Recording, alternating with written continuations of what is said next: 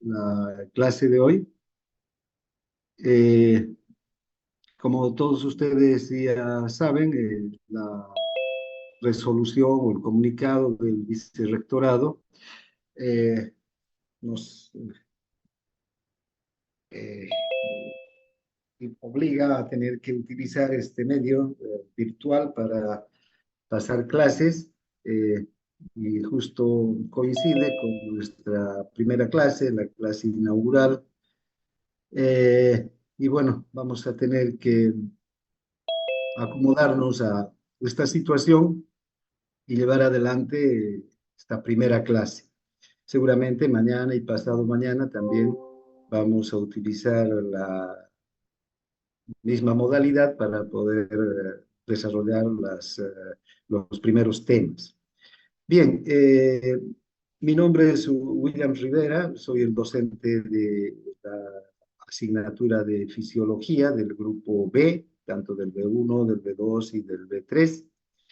Eh, este año entonces vamos a compartir de aula y del laboratorio para que ustedes puedan desarrollar sus conocimientos, sus habilidades, sus destrezas, sus valores en el ámbito de la fisiología y de la medicina.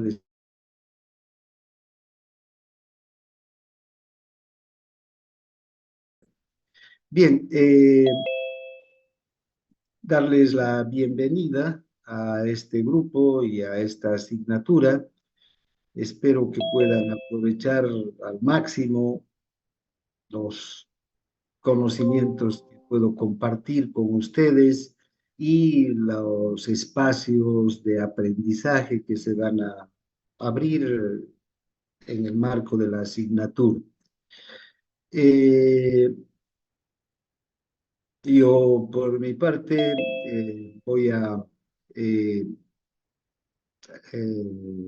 tratar de que la asignatura sea para ustedes amigable, que la asignatura sea también entretenida y que se puedan apasionar con esta área de la medicina que desde mi punto de vista es la más linda de toda la medicina, la fisiología, porque estudia el funcionamiento del organismo. Eh, Además de ser la más linda de toda la carrera de medicina, la más apasionante de toda la carrera de medicina, es una de las más importantes, porque sienta las bases del conocimiento que ustedes tienen que tener sobre el funcionamiento del organismo. Eh, Bien, entonces voy a poner todo mi esfuerzo y toda mi capacidad para que ustedes puedan aprovechar al máximo de esta asignatura. Bien, creo que podríamos pasar ya a hablar sobre lo que es esta asignatura, sobre algo de elementos y conceptuales de lo que es la fisiología, pantallazo de lo que viene a ser la fisiología y la fisiología humana en particular. Y además también aspectos importantes como el programa de la asignatura, eh, eh, los objetivos, los contenidos, los métodos que vamos a utilizar para desarrollar estos contenidos y alcanzar los objetivos, la forma de evaluación que vamos a implementar para que ustedes puedan ser calificados y promovidos de curso. Y además de algunas normas de eh, respeto, de convivencia dentro del aula y dentro del laboratorio y dentro de la universidad en general, que deberían aplicarse para todos, tanto para estudiantes como para docentes. Entonces, vamos a arrancar con esta nuestra asignatura, presentando algunos conceptos generales sobre lo que es la fisiología, sobre lo que es la fisiología humana en particular, y luego ya veremos el programa de nuestra asignatura puntualmente. Bien, ¿qué es la fisiología? Este término, fisiología, es un término muy antiguo, ya se lo ha venido utilizando desde los tiempos de Hipócrates, hace como 2500 años atrás, cuando Hipócrates de Cos cambió el paradigma médico de un paradigma mágico, religioso, supersticioso, a un paradigma más naturalista, más racional. Es decir, entender el proceso salud-enfermedad a partir de la observación y del razonamiento de los fenómenos naturales que ocurren en el individuo y en su entorno, en la persona y en su entorno. Y Hipócrates entonces empezó a usar este término, fisiología, refiriéndose al funcionamiento en general de los sistemas biológicos, animales, plantas, ¿no? Porque él observaba que dentro de el cuerpo humano, el cuerpo de los animales, la estructura de las plantas, habían una serie de elementos que inducían a pensar que estaban estructurados de tal manera que permitían un normal funcionamiento de, de, de, de, los cuerpos, del cuerpo humano, del cuerpo de los animales, la estructura de las plantas, ¿no? Él en su primera en su primer acercamiento entonces a una visión más racional, más, digamos, naturalista de los fenómenos, pensó que nuestro organismo estaba compuesto por muchos humores, 4 humores en particular, y que esos humores, la sangre, la flema, la bilis negra, estaban interactuando entre sí, pero que había un equilibrio de esos humores. Ese equilibrio entonces permitía el funcionamiento normal del organismo. A ese equilibrio entonces también podríamos conocerlo como la fisiología, ¿no? Él decía además que cuando había un desequilibrio de los humores, cualquiera de estos 4 humores prevalecía sobre los otros 3, entonces aparecía la enfermedad. Estas ideas de Hipócrates no solamente eran de él, sino de muchos otros filósofos que compartieron digamos, ese espacio de tiempo y de lugar que él vivió hace, como les digo, 2500 años, en el siglo V antes de Cristo. Entonces, ya desde ese tiempo se empezó a hablar de funcionamiento del organismo, de fisiología, ¿no? Entonces, podríamos irnos acercando al concepto de fisiología al decir que la fisiología no es nada más que el estudio del funcionamiento normal del organismo humano. Junto con el término fisiología apareció otro, patología. Patos quiere decir estado morboso, alterado. Entonces, la patología ya viene a ser el estudio de las alteraciones, de las anormalidades en el funcionamiento del organismo humano. La fisiología, entonces, para nosotros, en un primer acercamiento, tendría que ser el estudio del funcionamiento normal del organismo humano. Bueno, nuestra especie es el fruto de una larga evolución, de millones de años de evolución. Tenemos muchos muchas especies antecesoras que han venido evolucionando y perfeccionándose en cuanto a sus capacidades para adaptarse a nuevas realidades, a nuevos entornos, a nuevos retos que les ha planteado la naturaleza en la que han vivido. Actualmente nosotros como especie, el Homo sapiens, estamos adaptados y nuestro organismo se ha adaptado y ha adquirido funciones que nos permiten sobrevivir en el entorno que tenemos, en el medio ambiente que tenemos. Aunque también nosotros mismos sabemos que estamos deteriorando ese medio ambiente y no sabemos en última instancia cómo nuestras funciones normales podrán ser afectadas, alteradas, y si podrá haber un tiempo para que nuestro propio organismo se vaya adaptando a las nuevas realidades. Pero hasta ahora hemos venido, digamos, adaptándonos con éxito al entorno que vivimos y vamos teniendo una fisiología que va respondiendo, entonces un funcionamiento normal del organismo que se va adecuando a los nuevos retos y a las nuevas realidades. En esto también radica la fisiología.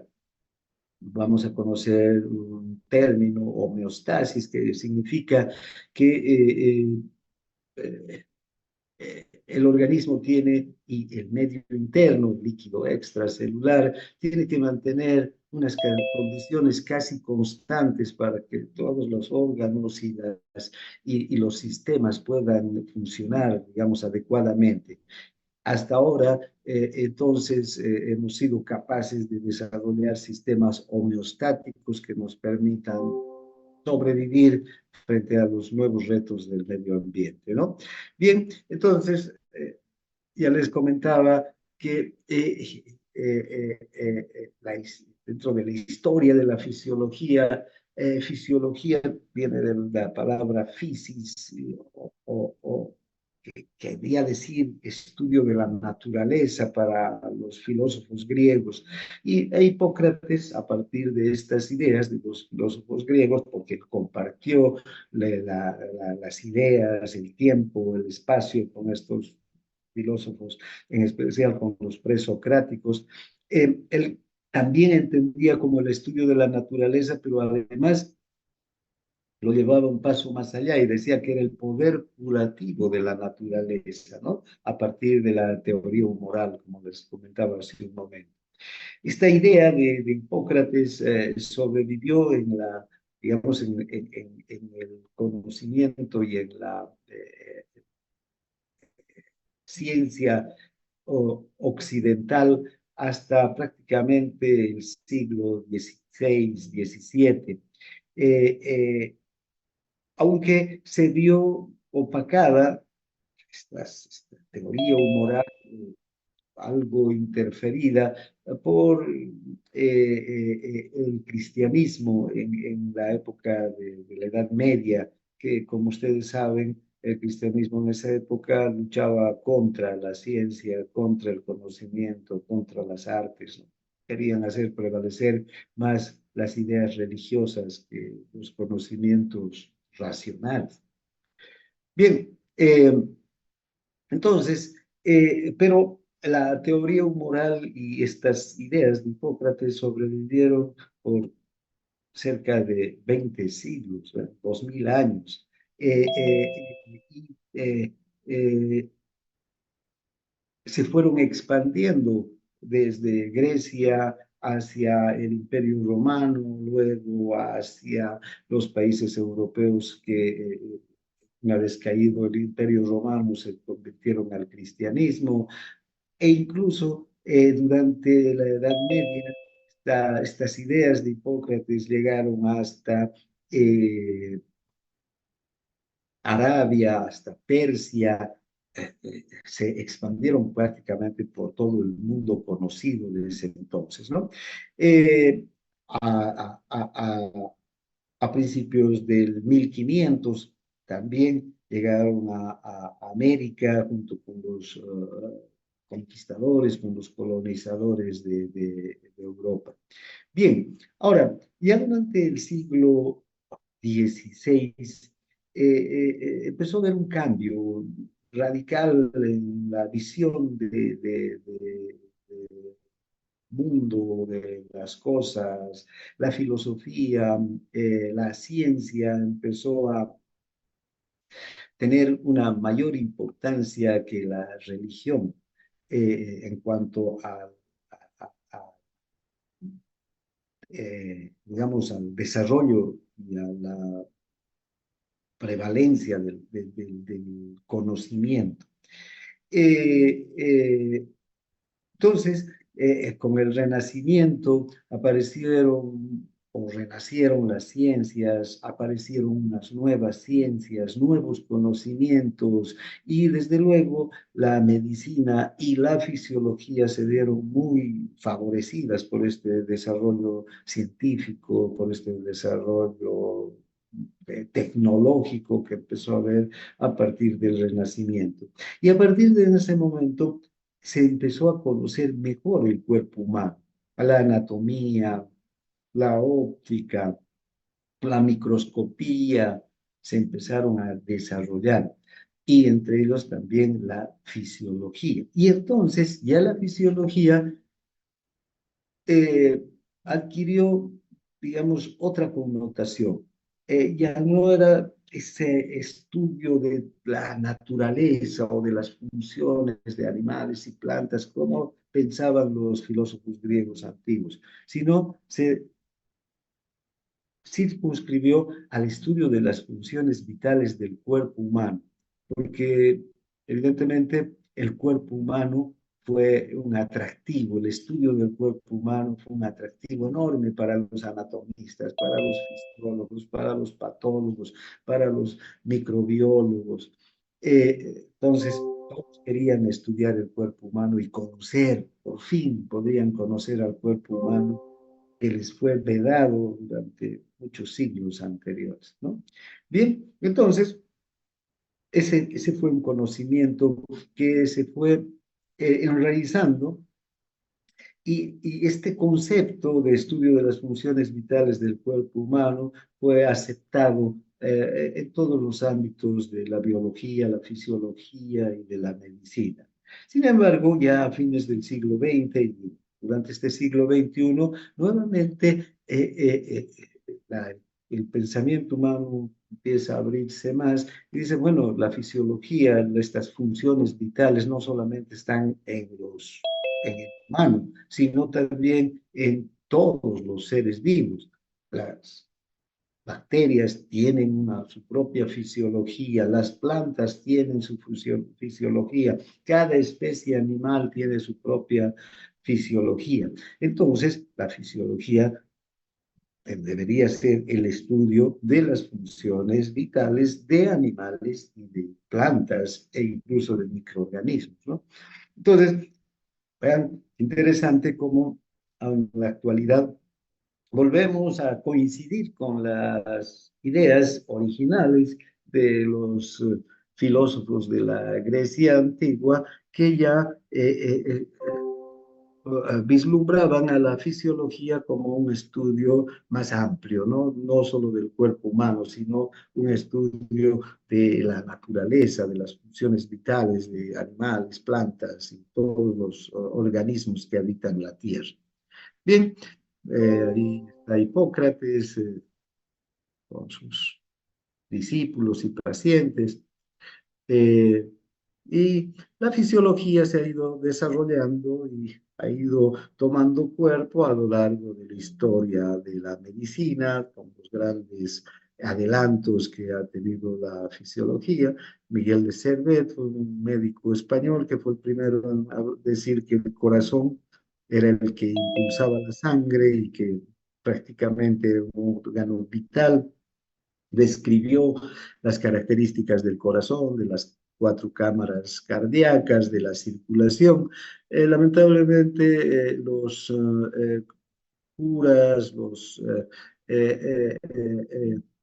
la jerarquía religiosa de ese tiempo no recibió bien los conocimientos de Servet, lo eh, eh, tacharon de hereje y finalmente lo quemaron vivo por estas afirmaciones. Luego, un inglés unas décadas después, William Harvey volvió a hacer referencia a estos aspectos que ya a Servet había apuntado a muchos años antes.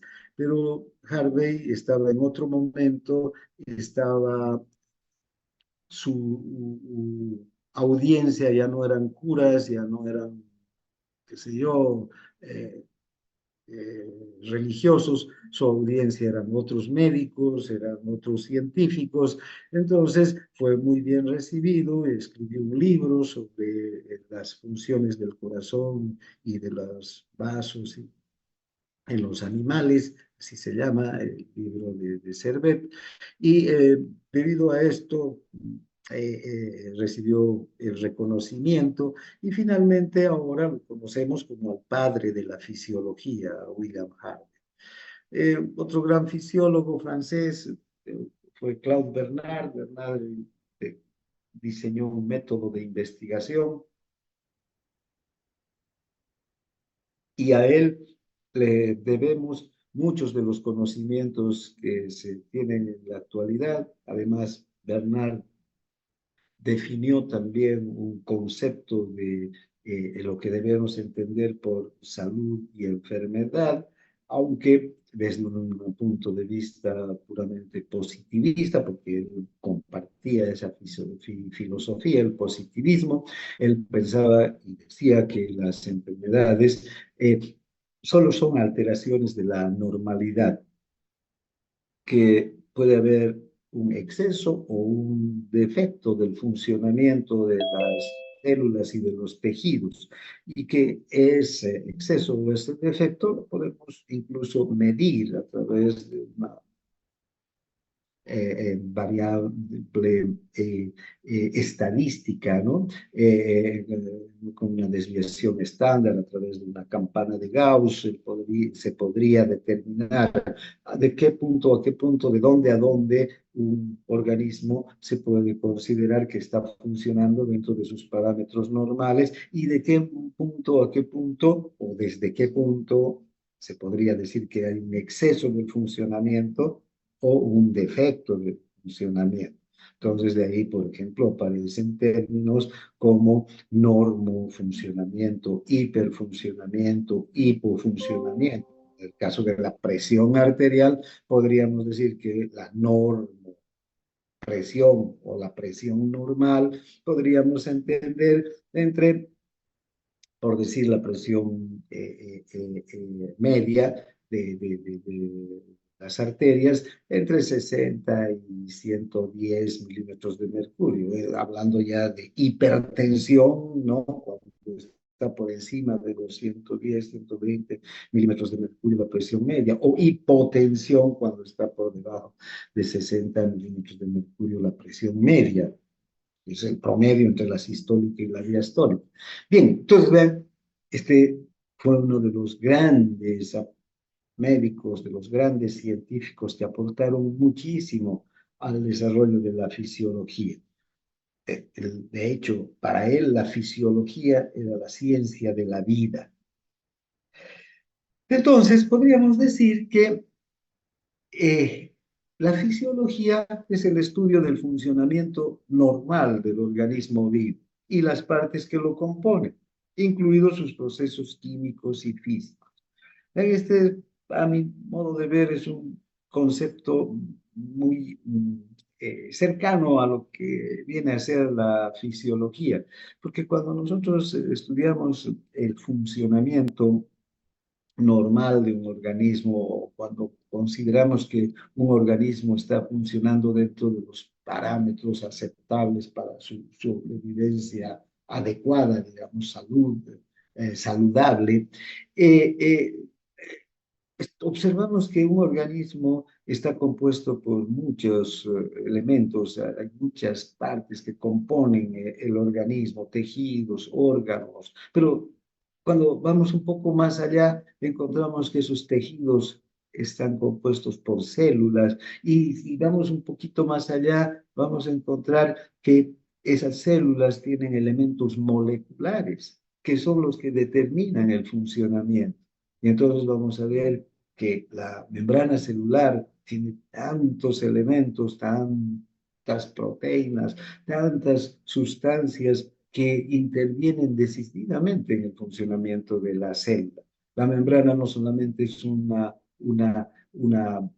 cubierta de la célula, es un lugar por donde atraviesan los nutrientes y las sustancias de desecho. Estas sustancias de desecho y estos nutrientes atraviesan a través de estructuras específicas de la membrana celular, que hay que estudiarlas, hay que conocerlas desde un punto de vista de sus propios procesos moleculares, químicos y físicos. Vamos a ver, por ejemplo, que en la membrana se produce lo que se conoce como el potencial de acción. ¿Qué es el potencial de acción? No es nada más que una corriente eléctrica que recorre la membrana de la célula. Son procesos físicos, estos que se dan a nivel de la célula o de la membrana celular. Estos procesos, este potencial de acción va a determinar que la célula se despolarice, se hiperpolarice, aumente su función, disminuya su función. Membrana tenemos, o en la membrana tenemos muchas estructuras proteicas que permiten la entrada y salida de sustancias o señales, ¿no?, que van a llegar dentro de la célula. Hay algunas sustancias que no ingresan a la célula, pero que cuando se unen a una estructura proteica o un receptor, envían señales dentro de la célula para que la célula aumente o disminuya su función. Esos procesos físicos, químicos, vamos a estudiar. Además, dentro de la célula también hay una gran cantidad de estructuras, no solamente los organitos citoplasmáticos, sino que cada organito citoplasmático tiene sus propias estructuras moleculares. Hay además sustancias como aminoácidos, hidratos de carbono, lípidos, que juegan un papel importante y que producen reacciones importantísimas dentro de la célula, para la digestión celular, para la respiración celular, para la secreción de sustancias desde las células hacia el exterior. Todos esos procesos químicos y físicos, entonces, son objetivo del estudio del funcionamiento normal del organismo. Son objetos de la fisiología. Bien, entonces, váyanse preparando a conocer todos estos procesos físicos y químicos que se van a dar a nivel de las estructuras celulares, de nuestros tejidos, de nuestros órganos. Bien, Cannon también fue un gran fisiólogo. De hecho, este fisiólogo fue el que acuñó el término hace un momento. Homeostasis se refiere a las condiciones casi constantes que debe haber en el líquido extracelular, en el medio interno, ¿no?, para que las células puedan vivir una vida saludable. Bien, bueno, un poco sobre las características de nuestra asignatura y su desarrollo a lo largo de los siglos. Ahora entraremos a hablar ya de nuestra asignatura, de la, digamos, materia, ¿no?, de este componente tan importante del programa de formación de la carrera de medicina de la Universidad Gabriel René Moreno. Bien, ustedes han entrado a la universidad, ya han seguramente aprobado los cursos y las materias y las asignaturas del primer año y están listos para llevar las asignaturas de segundo año. Esta la asignatura de fisiología, entonces forma parte del plan de estudios de la carrera de medicina. Su sigla y código son MED 202, corresponde al segundo año de la carrera. Nuestra asignatura tiene 6 horas teóricas y 2 horas prácticas semanales. Ustedes ya han debido ver en su horario. Entonces, que las 6 horas teóricas las vamos a pasar 2 el miércoles, 8:30 a 10, 2 el jueves de 8:30 a 10 y 2 el viernes de 8:30 a 10. Y 2 horas prácticas, dependiendo de cada grupo, van a pasar 2 horas el B1, 2 horas prácticas el miércoles a las 7 de la mañana, de 7 a 8:30. El B2, 2 horas prácticas el jueves de 7 a 8:30 de la mañana. Y el B3, 2 horas prácticas también de 7 a 8:30 de la mañana el día viernes, ¿no? Bien, entonces, ahora, ¿qué prerequisitos hay para llevar esta asignatura? Uno, que hayan vencido anatomía, histología y embriología. Eh, Esto es obvio que si no tienen los conocimientos básicos de estas 3 asignaturas, les va a ser muy, pero muy difícil y van a tener dificultades enormes en entender la materia. Yo me adelanto ya a decirles, no porque crea, sino porque así lo veo a lo largo de muchísimos años que soy docente. Los estudiantes que por algún motivo no han aprobado histología, no saben histología, están perdidos en fisiología. Entonces, cuando hablamos de prerequisitos, no estamos hablando de que simplemente hayan aprobado la materia. También sabemos que hay alumnos que aprueban sin saber. El asunto aquí del prerequisito es que sepa, ¿ya? Entonces, yo les eh, recomiendo que repasen, que cada vez que vayamos a ingresar al estudio de un componente, de un sistema de- fisiológico, repasen sus conocimientos de anatomía e histología sobre estos tejidos. Bien, yo soy el docente, ese es mi nombre, mi correo electrónico y bueno, el programa ha sido elaborado para ustedes para desarrollar este año. ¿Cuáles son los objetivos de la materia? Bueno, el primer objetivo es conocer de manera racional, completa e integrada los mecanismos de funcionamiento normal del organismo humano. Cuando nos hablamos de manera, decimos conocer de manera racional, estamos refiriéndonos a que estos conocimientos que van a ustedes a adquirir, a su vez han sido adquiridos por científicos, por gente que ha trabajado, médicos y científicos, bioquímicos, biólogos, etcétera, a lo largo de siglos, pero han sido adquiridos de manera racional, a través de la observación, de la investigación científica, ¿no? Aquí no hay conocimientos que son supuestos, no hay conocimientos que son eh, eh, eh,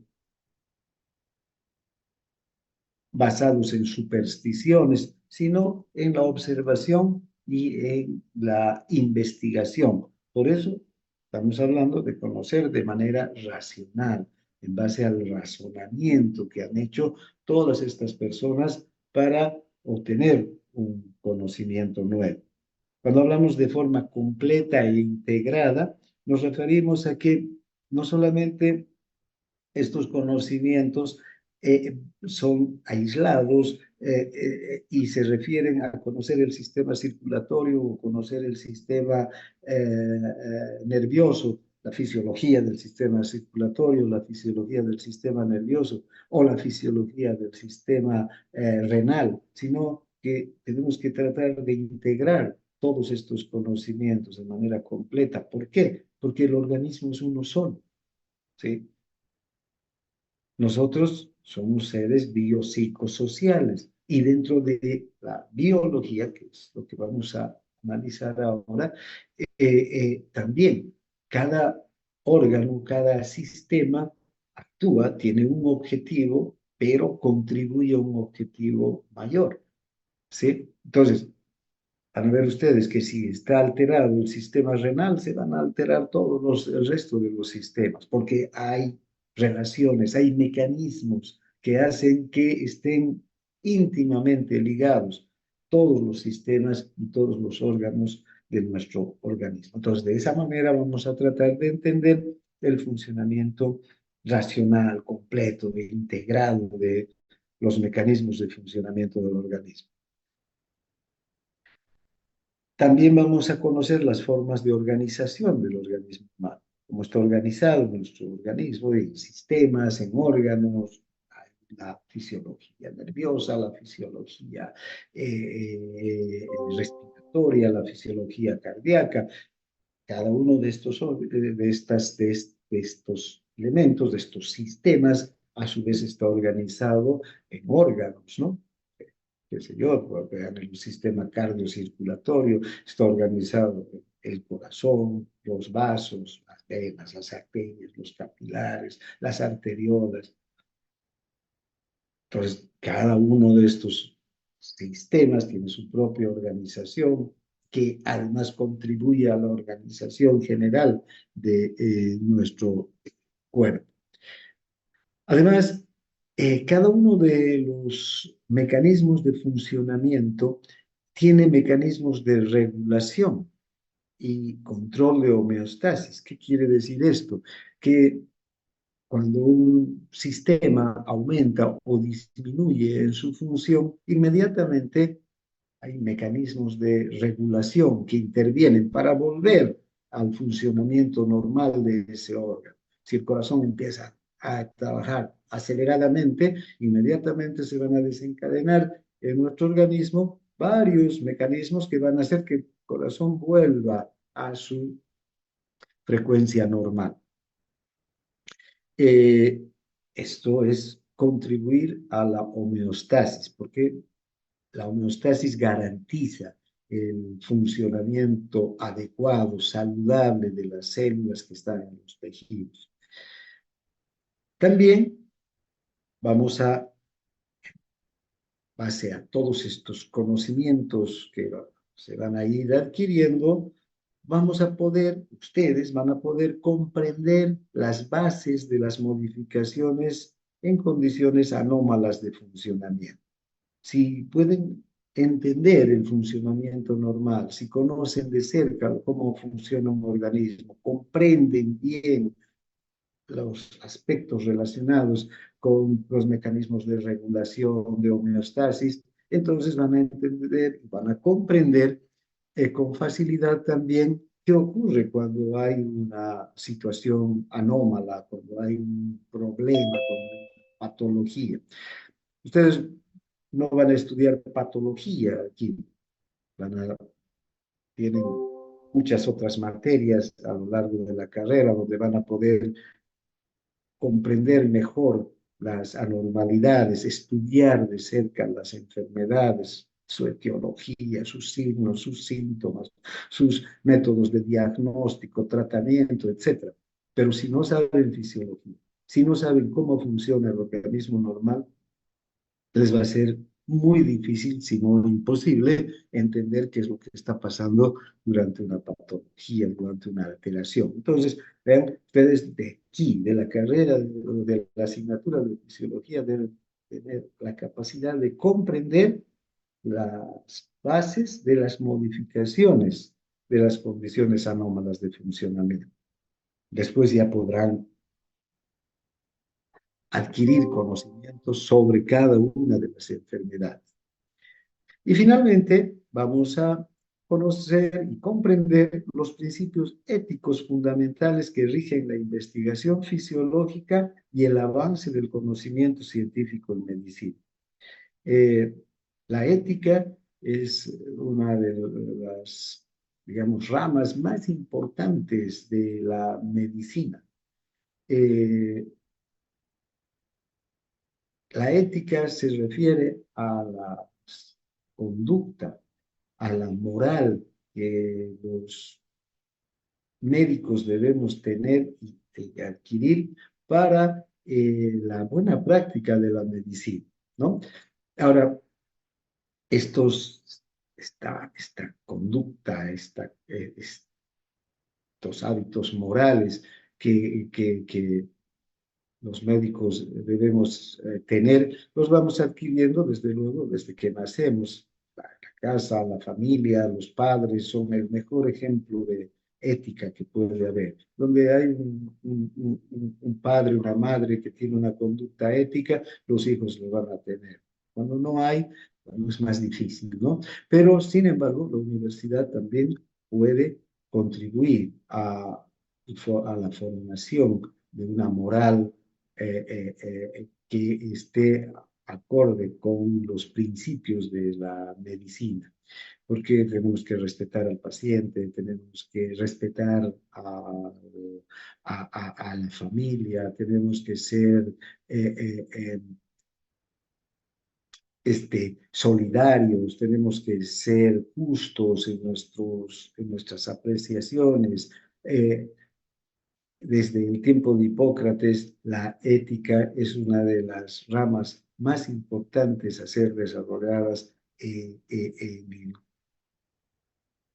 digamos, en la práctica de la medicina y desde luego en la formación de los estudiantes de medicina. Entonces, siempre vamos a estar haciendo hincapié en aspectos éticos y morales sobre los conocimientos que vamos adquiriendo y sobre la práctica médica también que ustedes van a ir desarrollando en el futuro.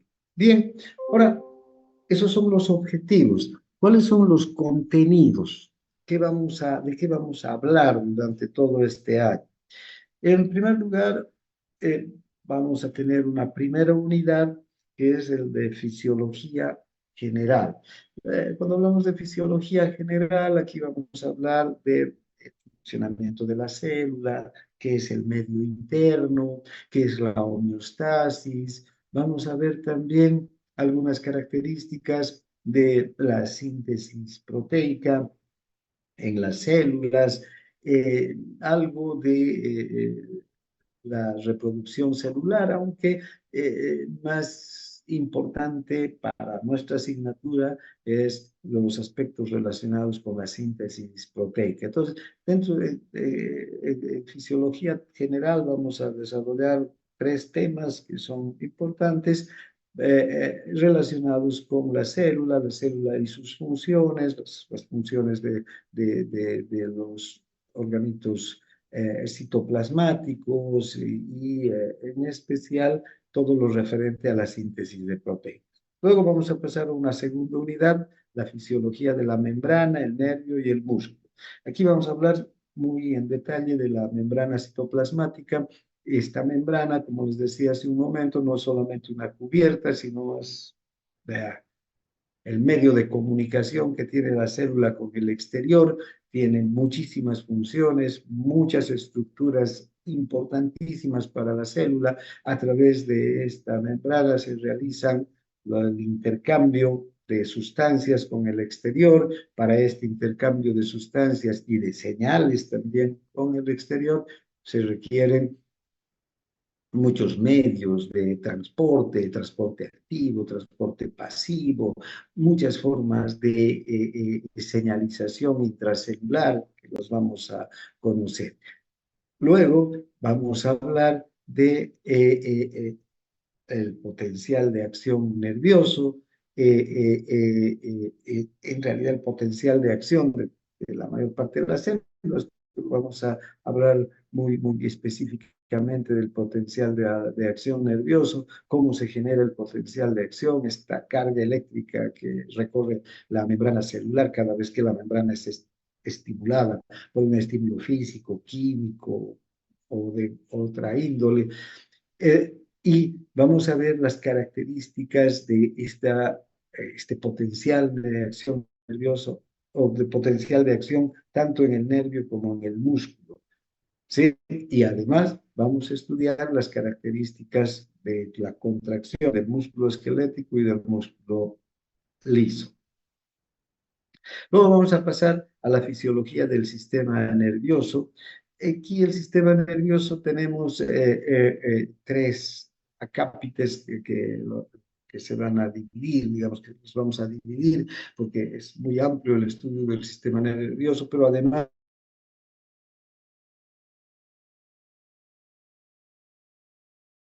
funciones, digamos, diferentes, aunque todas las funciones del sistema nervioso están integradas, ¿no? Primero vamos a hablar de la fisiología de la sensibilidad, cómo se transmite la sensibilidad, ¿no? Todos los tipos de sensaciones, ¿no? Luz, dolor, tacto, presión, olor, sabor, cómo se transmiten desde la periferia, desde receptores que están en la periferia hasta el sistema nervioso central y cómo procesa esa información el sistema nervioso central. Luego vamos a hablar de la fisiología motora e integradora. Esta es otra rama muy importante, porque ¿de qué serviría que vaya un estímulo sensitivo al sistema nervioso central si no habría una respuesta a ese estímulo? Si yo me pincho un dedo, va a ir un estímulo doloroso. Voy a conocer que me está doliendo el dedo. ¿Para qué me sirve si no va a haber una respuesta motora? La respuesta motora será retirar el dedo del lugar donde me estoy dañando, donde me estoy pinchando. Entonces, todos los estímulos que llegan al sistema nervioso van a tener una respuesta motora.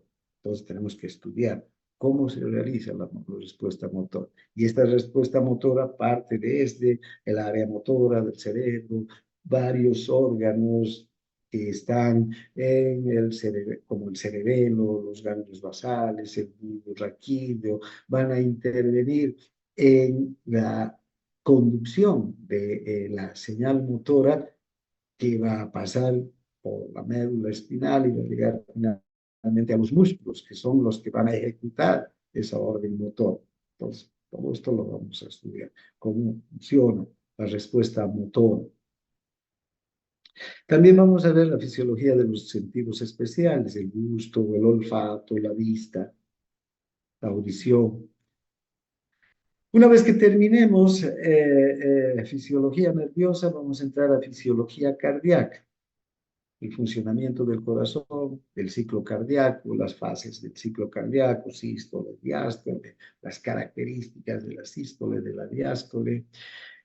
También aquí en la fisiología cardíaca vamos a estudiar eh, eh, eh, digamos, la electrofisiología cardíaca, es decir, cómo el nódulo sinusal produce un estímulo eléctrico y este estímulo es transmitido por las vías internodales hasta el músculo cardíaco y el músculo cardíaco, gracias a ese estímulo eléctrico, es capaz de contraerse, ¿no? Entonces vamos a ver las características de este estímulo eléctrico que recorre todo el corazón para conseguir la contracción y la dilatación del corazón, la sístole y la diástole. Y además, aquí vamos a estudiar lo que se conoce como el electrocardiograma, un estudio específico para que registra toda la actividad eléctrica del corazón. Ustedes van a hacer electrocardiogramas, van a interpretar electrocardiogramas, por lo menos tienen que irse de esta asignatura interpretando un electrocardiograma normal. Luego vamos a entrar a la fisiología de la circulación, que está muy relacionada con la fisiología cardíaca. En algunos textos, por ejemplo, ustedes van a ver la fisiología cardiocirculatoria, porque está muy relacionado el funcionamiento del corazón con el circulatorio, ¿no? Entonces aquí vamos a estudiar lo que es la presión arterial, arterial, la presión en general de arterias, venas, vasos en general. Vamos a ver el flujo sanguíneo, la resistencia. Entonces, vamos a comprender las características de la microcirculación a nivel de los capilares, el intercambio de sustancias entre el capilar y el líquido intersticial. Entonces, esta unidad de la fisiología de la circulación es una unidad amplia, pero muy linda y muy completa. Vamos a conocer todos los aspectos relacionados con el aparato circulatorio, arterias, venas, capilares. Luego vamos a ver la fisiología renal. Aquí es una parte muy importante y que también está muy relacionada con el funcionamiento del corazón, de la circulación. Y vamos a hablar de todos los líquidos corporales, el líquido intracelular, el líquido extracelular, y cómo los riñones tienen una función clave en el mantenimiento de las concentraciones de los líquidos eh, corporales.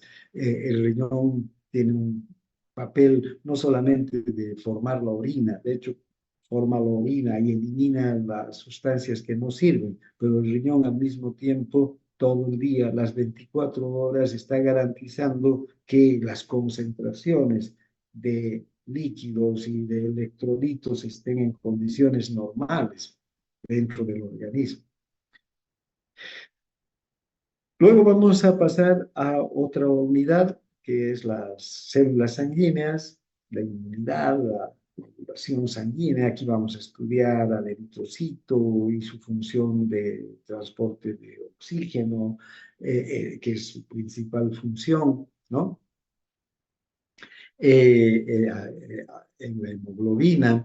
Luego vamos a ver a los glóbulos blancos en su función de defensa del organismo. Vamos a ver cómo en los neutrófilos, ¿no? Los monocitos y posteriores macrófagos se encargan de defender el organismo mediante la fagocitosis, y luego también vamos a ver cómo los linfocitos, por su parte, también defienden el organismo y son los principales defensores mediante el sistema inmunológico, mediante la respuesta inmunológica. Entonces, vamos a estudiar en detalle las células sanguíneas, tanto glóbulos rojos como glóbulos blancos en sus funciones. Luego vamos a hablar de la coagulación sanguínea, todos los fenómenos y los mecanismos que intervienen en la formación del coágulo como un mecanismo de prevención de las hemorragias, ¿no? La coagulación es un mecanismo de hemostasia que previene la pérdida de sangre. Entonces vamos a ver todos los aspectos que están relacionados con la formación del coágulo. Luego vamos a hablar de la fisiología de la respiración.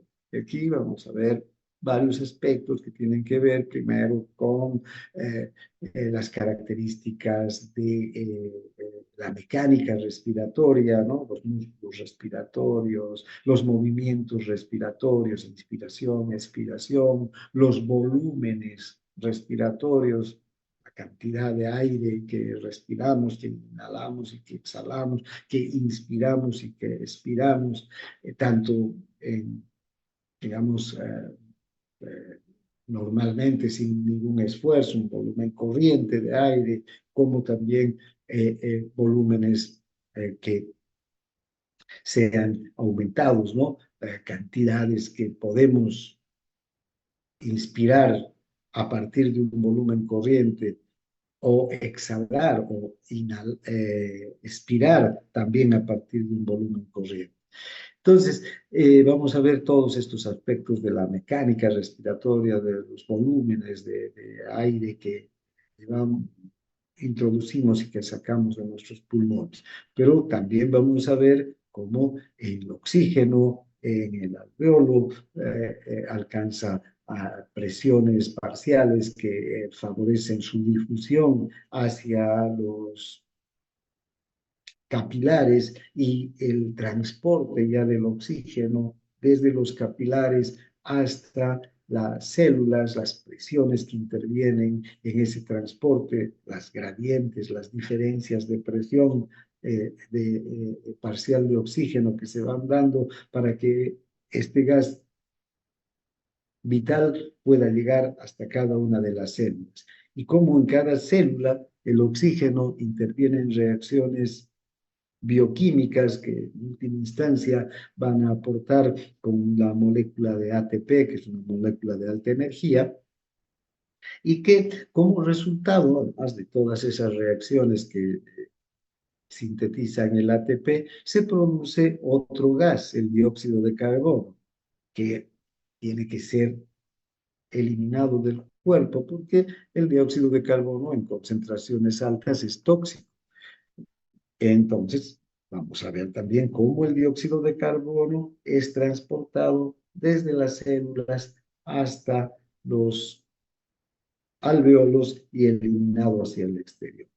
Y todos los mecanismos de control nervioso que intervienen en la respiración. Vamos a ver la fisiología gastrointestinal. El aparato gastrointestinal es esencial para el aporte de nutrientes a nuestro organismo.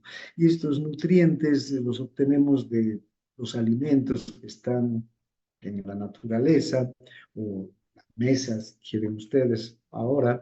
Estos alimentos llegan en forma de macromoléculas que primero están en vegetales, productos animales o productos industriales, que los tenemos que ingerir, ¿no? Primero tienen que entrar a la boca, ser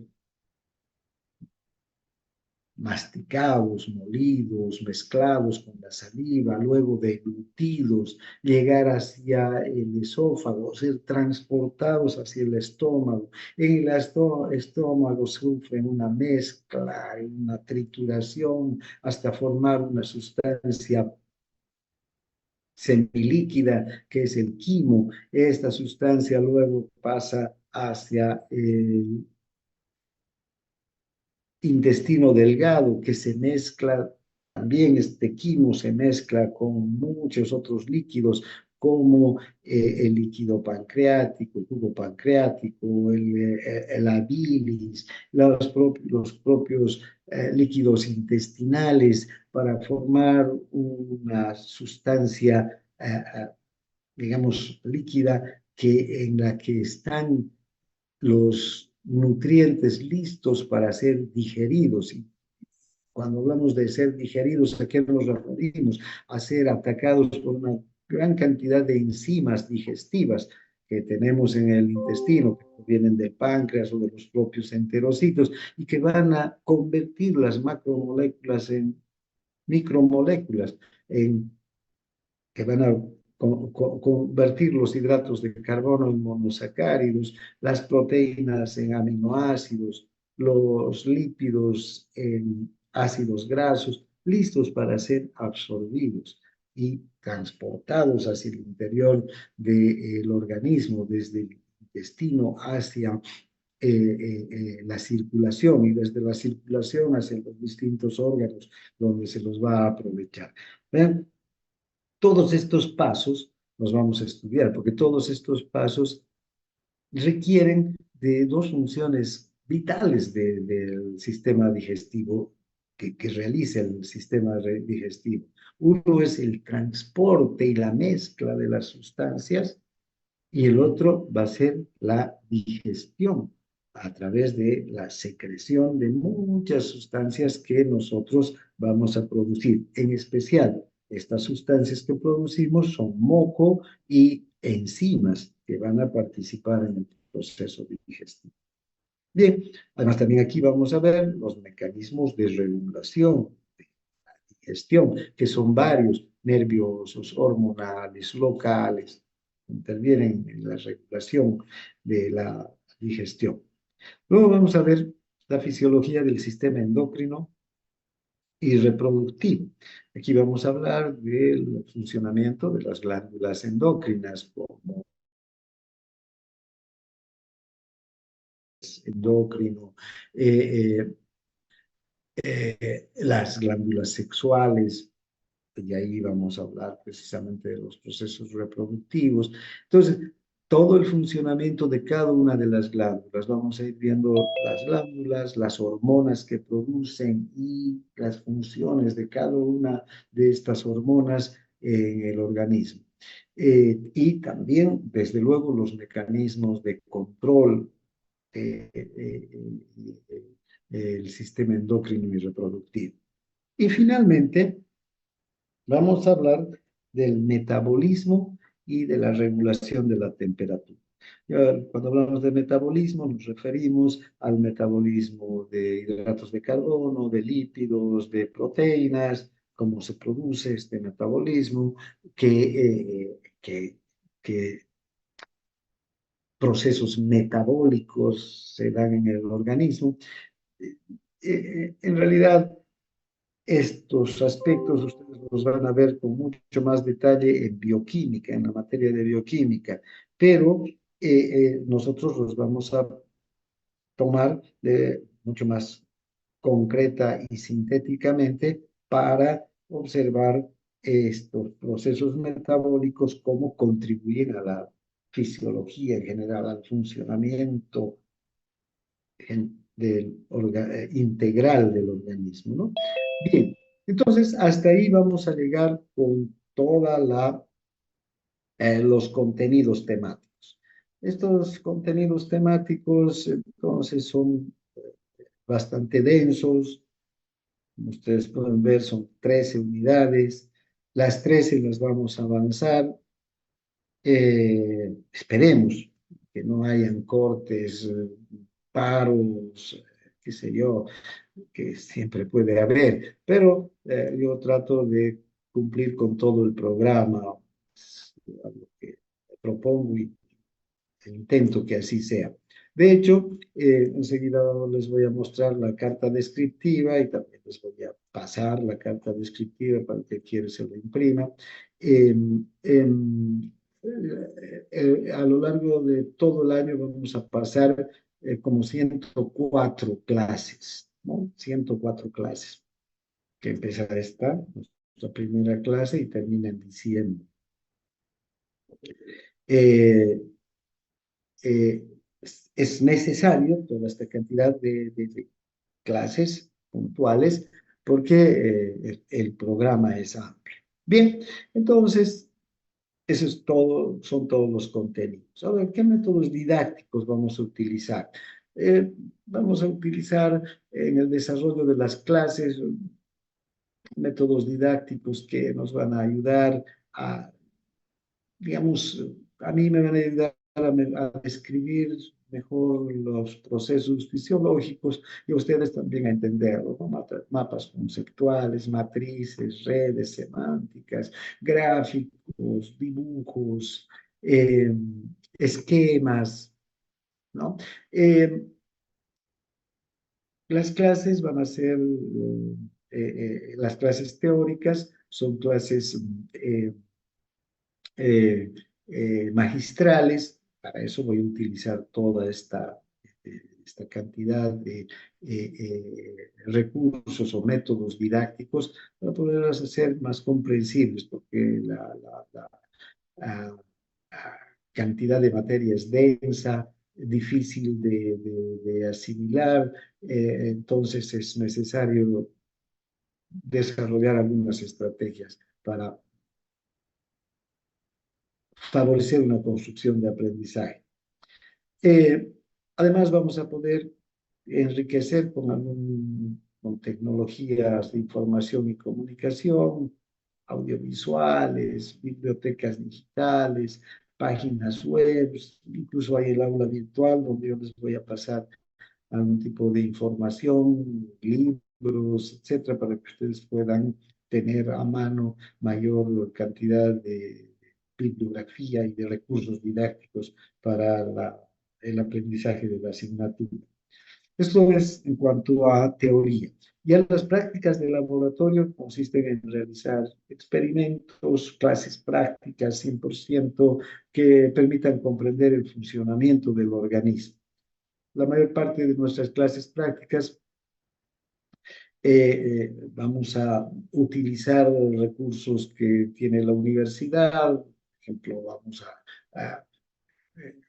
si vamos a ver el electrocardiograma, ahí tenemos un electrocardiograma, electrocardiógrafos, vamos a exponer el método, cómo se toma un electrocardiograma junto con el auxiliar.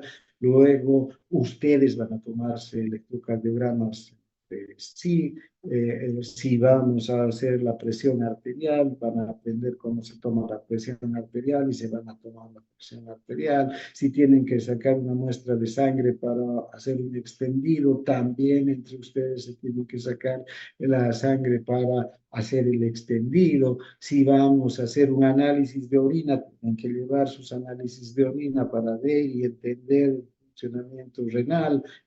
Entonces, la práctica es muy intensa en fisiología. De hecho, también tenemos como 30 prácticas a lo largo del año que nos van a ocupar desde la próxima semana hasta prácticamente mediados de noviembre, todas las prácticas. Eh, entonces, vamos a tener mucha actividad práctica. Ahora, hay algunas prácticas para las que no tenemos material de laboratorio o desde el punto de vista ético en la actualidad ya no se pueden desarrollar prácticas con animales vivos. ¿Sí? Hace unos años se podía hacer esto. Entonces, para esto yo tengo una simulación de prácticas de laboratorio que, en las que podemos observar con mucho detalle las características de estas prácticas, por ejemplo, del funcionamiento del corazón, del funcionamiento de los vasos o del sistema nervioso. Entonces, vamos a hacer prácticas de simulación de laboratorio. Yo tengo el programa PhysioX 10.0, que es actualmente es más nuevo. Yo lo tengo en mi computadora y entonces voy a pasar en el laboratorio. Ya, de todo esto de las prácticas de laboratorio, simplemente les doy una visión general, porque en la primera clase de laboratorio vamos a hablar en detalle de cómo van a ser las prácticas de laboratorio, las normas de laboratorio, etc. No vamos a entrar en detalle ahora, eso lo vamos a hablar en el laboratorio. Pero les adelanto que la práctica es así. ¿Cómo va a ser la evaluación? Se utilizará un sistema de evaluación formativo y sumativo. La evaluación formativa se refiere a la asistencia y al trabajo a las prácticas de laboratorio y a los exámenes parciales.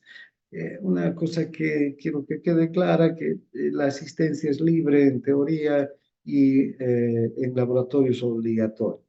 Tienen que tener un porcentaje de asistencia para poder aprobar o tener nota en laboratorio. Si no asisten un 80% al laboratorio, no tienen derecho a ninguna nota del laboratorio.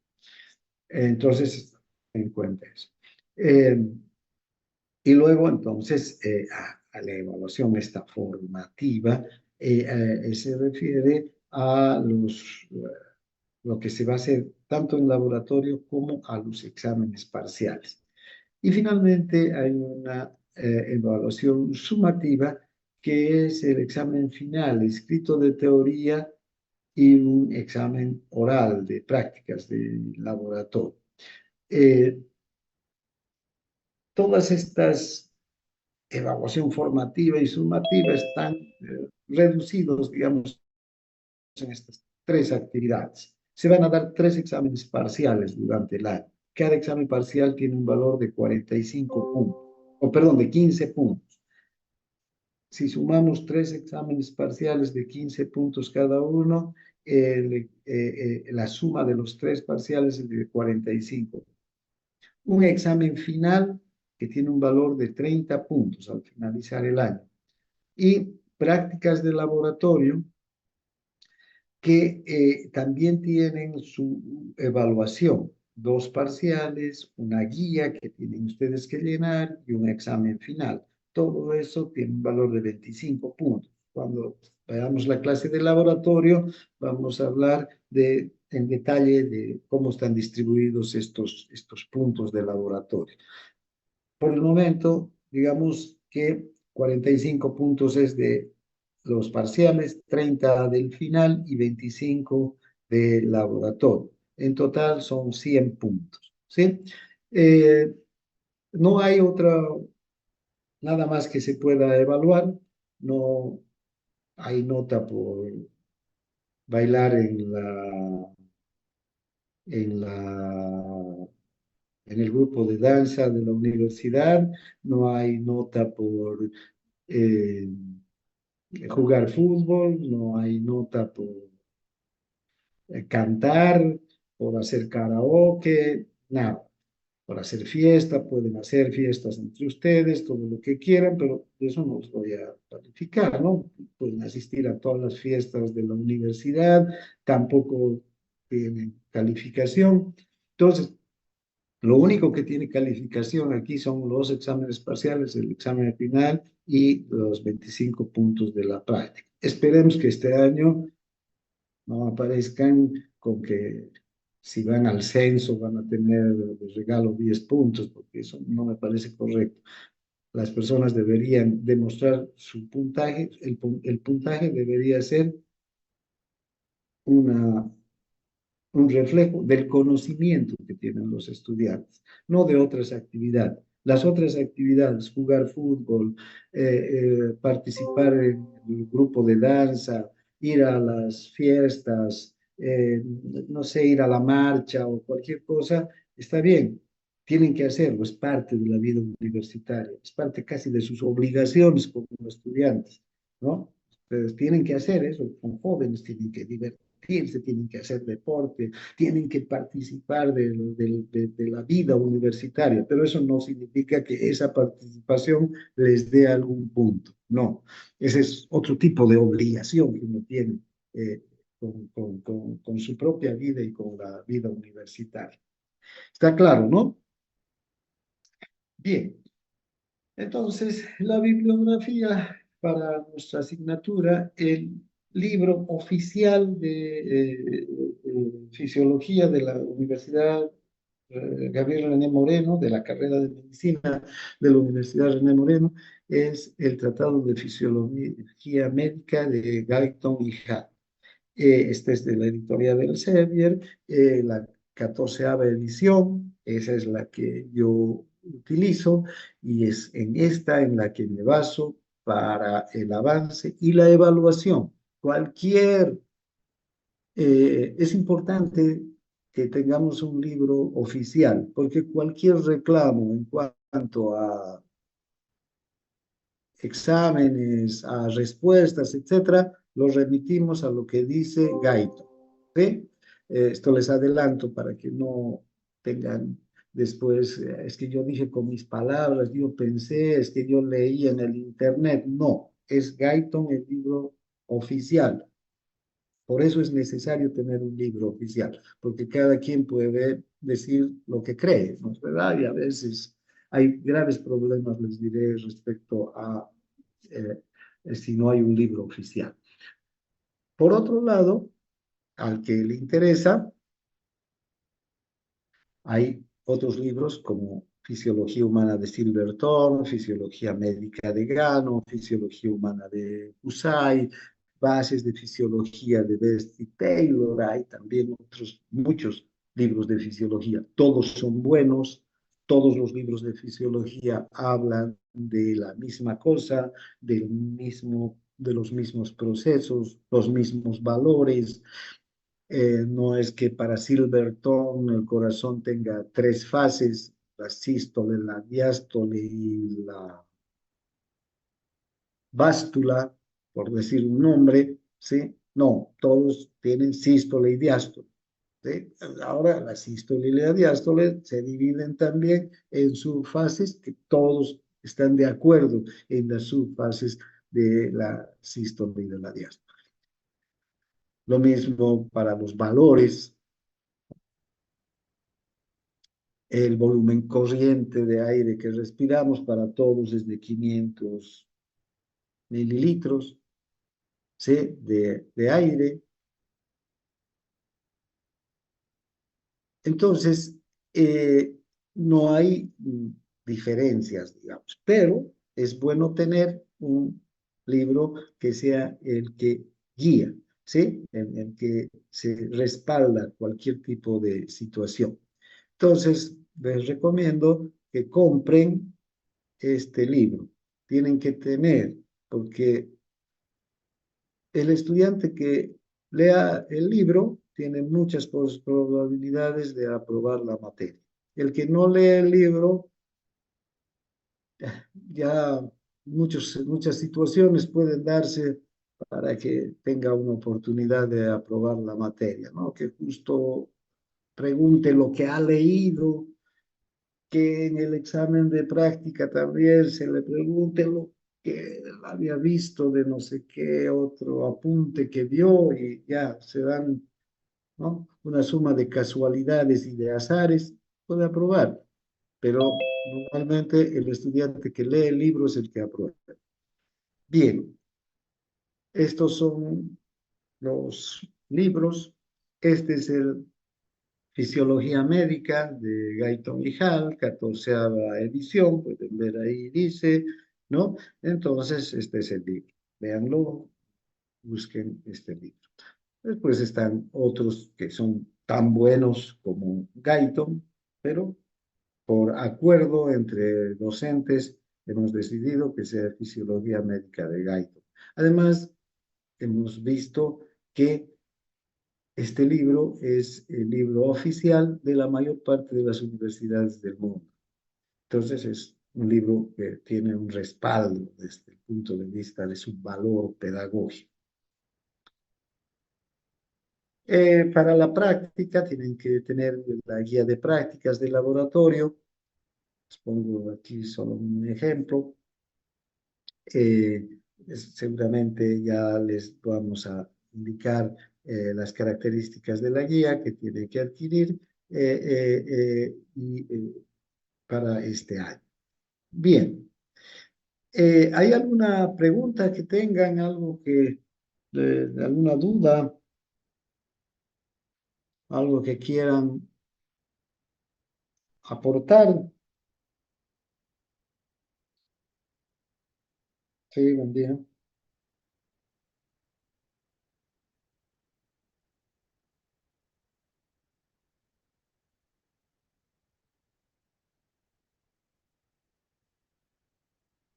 Desde luego pueden grabar si quieren, no hay problema. Eh, Ustedes vean, pasen las clases.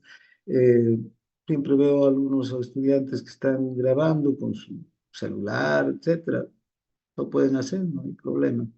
Eh, mm, Cada quien, si no molesta al resto de sus compañeros ahí, porque hay estudiantes que una vez quería poner un trípode y los compañeros que están en los asientos no pueden ver, entonces eso también hay que tenerlo en cuenta, ¿no? Siempre y cuando no molesten, lo pueden hacer, si no perjudica.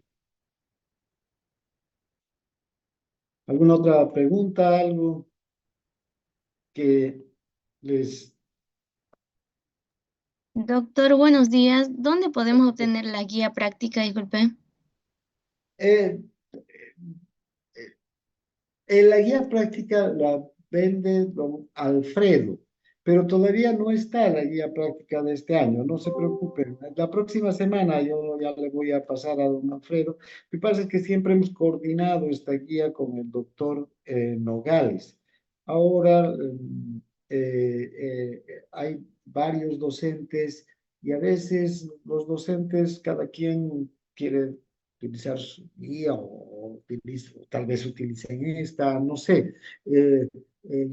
Voy a reunirme recién la próxima semana con los docentes de práctica o de fisiología.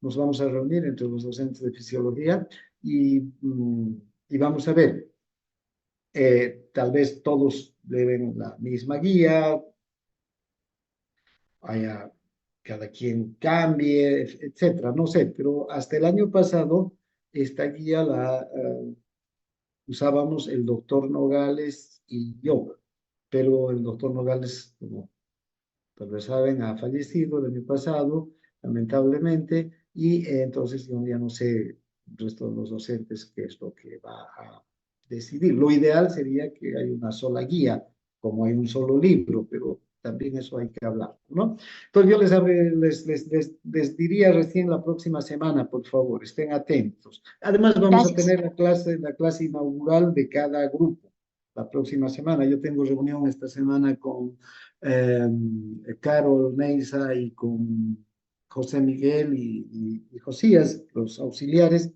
para precisamente ponernos de acuerdo sobre los aspectos relacionados con la práctica. Gracias, ¿Alguna doctor. otra consulta?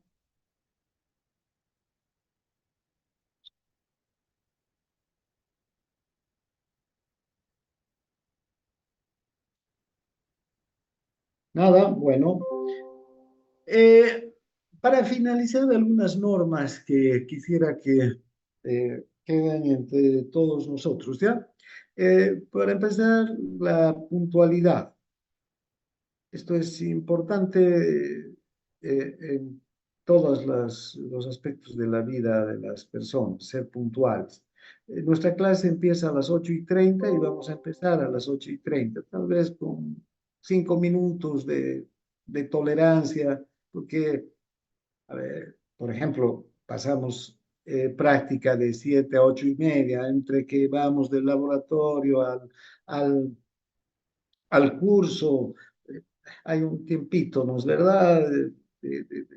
Muchos estudiantes también llegan incluso hasta sin desayunar, los que han venido al laboratorio a las 7 de la mañana, todos salen del laboratorio, van al kiosco, se compran algo, pues al curso. Entonces, puede haber una tolerancia ahí, pero eso tiene un límite, ¿no? Entonces, unos minutos de tolerancia, empezamos la clase. La clase empieza a 8:30, pero habrá una tolerancia de unos minutos. Eh, Desde luego, el que quiere puede entrar y salir del aula el rato que quiera, pero por respeto al resto debería evitar ese ingreso y salida, porque no es bien visto también, ¿no? Que un estudiante entre, salga, crea que está ¿en dónde? En una cancha de fútbol, en un bar, en un karaoke. No, el aula es un lugar donde se está desarrollando una clase y merecen respeto, el aula para empezar, y los que están dentro de la clase también merecen respeto, el docente, los estudiantes. Entonces, les pido que en lo posible, cuando empecemos la clase, estén ya. Y si llegan atrasados, bueno, o no entran ya, o si entran, lo hagan de la manera más educada y silenciosa posible. Este segundo punto, el respeto que todos nos tenemos que tener, ¿no? Empezando por la puntualidad, pero en todos los aspectos, ¿no? Aquí el respeto no se trata de respetar al docente porque es viejo, porque es doctor, porque tiene título, porque no sé qué. El respeto es una norma que debería ser entre todas las personas, porque todos nos merecemos respeto.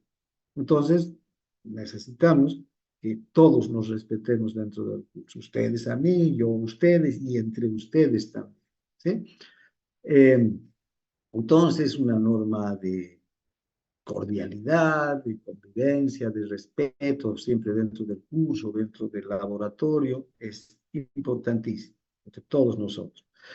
La disciplina también es importante, ¿no? Esto en especial para el estudio. Ustedes tienen que tener una disciplina de estudio, tienen que llegar temprano a clases, llegar con todo lo que se les pide, estudiar, leer, atender, porque se están formando para ustedes, no se están formando para su papá, su mamá, sus tíos, sus abuelitos, su novia, no, para ustedes, porque ustedes van a ser los médicos, las médicas que van a tenerse que desenvolver en el futuro. Entonces, esta disciplina, el esfuerzo por hacer bien las cosas, por trasnocharse, por estudiar, eh, este, en mis tiempos decía que para ser médico había que leer, leer, leer, y cuando uno se cansa de leer, tiene que seguir leyendo. Y eso es verdad, eso es verdad. Entonces hay que poner todo el esfuerzo posible. Eh, les reitero lo que les decía hace un momento cuando hablábamos de la evaluación. La única forma que van a poder ustedes conseguir nota de aprobación, aprobar el año, llegar a los 51, es esforzándose. De lo contrario, no van a alcanzar esa nota. ¿Y qué les digo?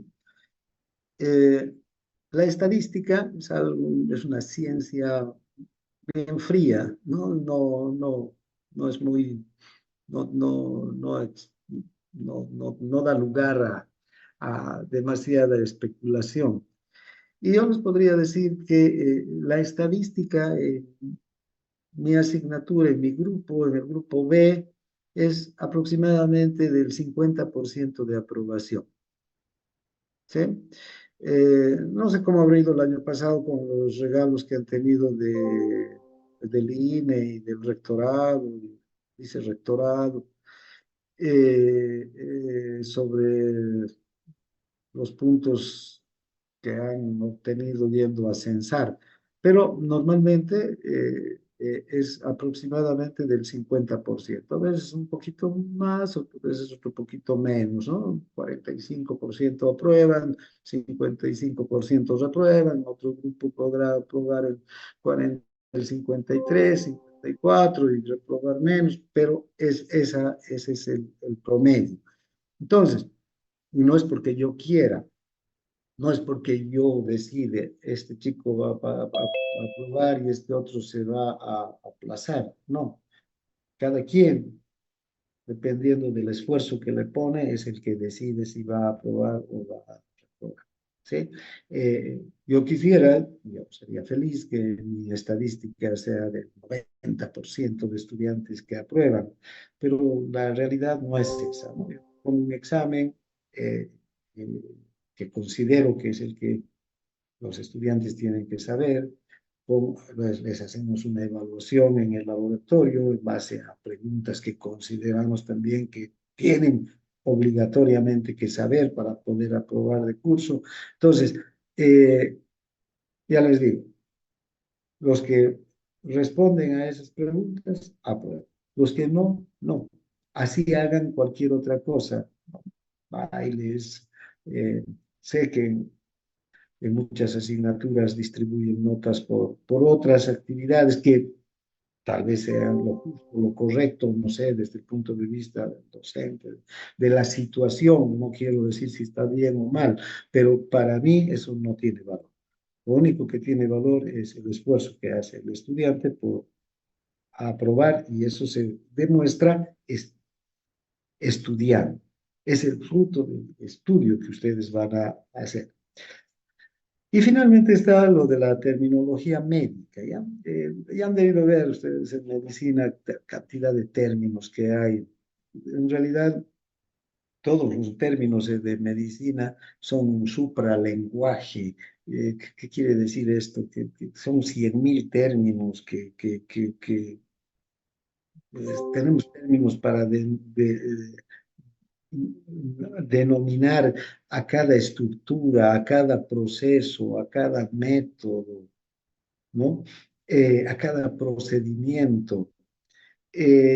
Y estos técnicos son, o estos términos técnicos son específicos. Si yo digo hipertensión arterial, no hay nada, no hay cómo perderse. Me estoy refiriendo a un aumento de la presión en las arterias, ¿no? Si digo taquicardia, no hay dónde perderse. No, no estoy diciendo, es que el corazón empieza a hacer más rapidito, no, es taquicardia, el corazón aumenta su frecuencia cardíaca, fíjense, ¿sí? La frecuencia de contracción. Entonces, es importante que ustedes utilicen los términos médicos que vayan aprendiendo. Ya han debido aprender muchos, ya han visto anatomía, histología, embriología. En esta materia van a aprender muchos más. Y todavía eso no es nada, porque van a seguir aprendiendo en semiología, en farmacología, en fisiopatología, etcétera. Cada vez que entren en una materia van a ver nuevos términos médicos. Cuando salgan médicos van a tener muchísima, digamos, terminología nueva que han aprendido a lo largo de la formación. Pero de eso se trata. ¿Por qué? ¿Por qué la terminología médica es importante? Porque podemos comunicarnos entre médicos sin que hayan, digamos, dificultades en la interpretación de lo que queremos comunicar, ¿no? Si estoy comunicando una estructura, sobre un proceso, sobre un método, sobre un procedimiento y utilizo el término médico adecuado, todo el mundo me va a entender.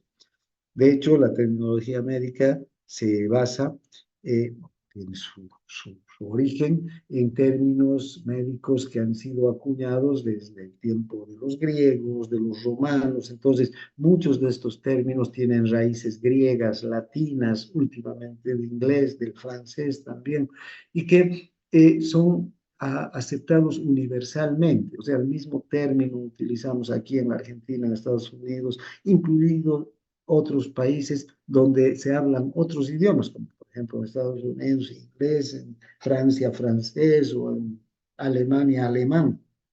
Los términos médicos son prácticamente los mismos. ¿Por qué? Porque tienen una raíz griega o tienen una raíz latina, ¿no? De palabras griegas o latinas que hacen que sean, digamos, de interpretación universal. Entonces, les pido que, por ejemplo, en los exámenes, utilicen la terminología médica adecuada. En el laboratorio, utilicen la terminología médica adecuada. ¿De acuerdo? Bien, eso es todo entonces cuanto por mi parte podría decirles. Eh, si no hay nada que ustedes puedan aportar o consultar, terminaríamos la clase ahora.